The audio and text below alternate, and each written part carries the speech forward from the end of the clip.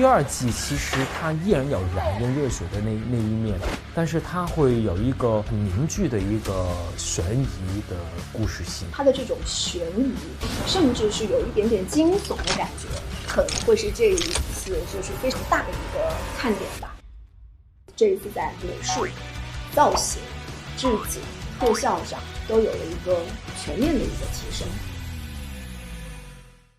我们在光影上做的更加精致一些了，然后都是尽量用到了一些高端的一些，比如说电影器材，是吧？比如说像那个王野的乱金拓，是吧？你比如一的时候，我们其实乱金拓就是升格拍，但是这次我们还用到了 MOCO， 然后比如1000格把它拍下来，然后他们同时还在动，然后但是还会画面中有一个正常的王野，然后他也在走。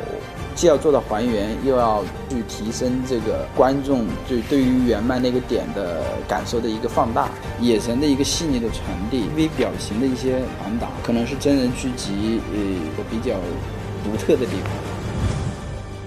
我们这次所遵从的形其实不是单纯的外形，从这种形上，然后去追求它的神似，就会觉得他就是成都，他就是一个艺人。做了一些准备，就是有一些体能的训练。每个演员都有他自己的招式，每个演员在学他固定的自有招式的时候，会融入他本身的角色，这个是挺开心的一点。每个场景具有自己的特色和自己的基础的造型元素。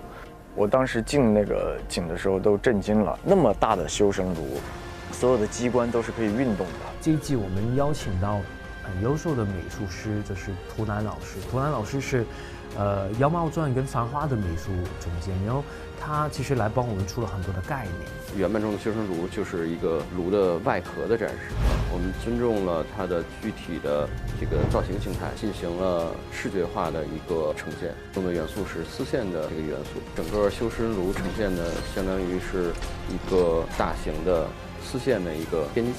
安保的篮球馆的这个壁画呢，也参考了偏立体主义的这么一个感觉，设置了一些这个花朵的图案，会有这么一个提示感。我叫陈朵。我们去梳理这些特效的时候，首先想到的就是我们是在做一个漫改剧，漫画的东西变成具象，放到这个现实世界里边，就能让观众信服，特效出来又比较好看。我们反复的推断去思考，陈朵的这种毒，它会画成什么？要能给到观众有很残酷的这种痛感，但是又有一种美感。右村是长什么样的？修身炉这个炉子是长什么样的？气到底怎么表达？人偶如花是长什么样的？当然我们可以参考漫画跟动漫的形象，但是它作为影视，我觉得它需要更多的细节，也有一个更扎根的文化底蕴，我们是做不出这种漫画。只有我们拍的时候不足的地方，我们去把它升级，去把它做得更细致跟细腻。齐心协力去做这样的一个有突破性的一个作品，这也是我觉得热血动物非常反人的一个地方。一二